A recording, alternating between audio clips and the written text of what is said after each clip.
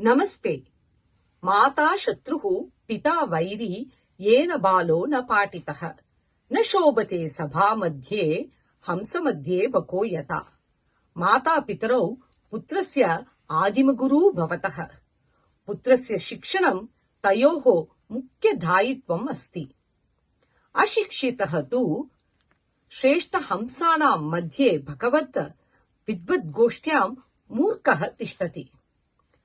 संस्कृतं विना विद्या कथं पूर्णा भवति?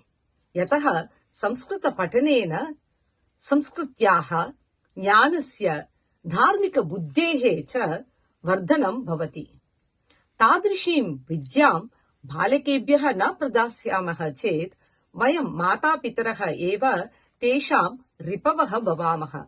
अतः संस्कृतं पठामः, पुत्रान् पाठयामः।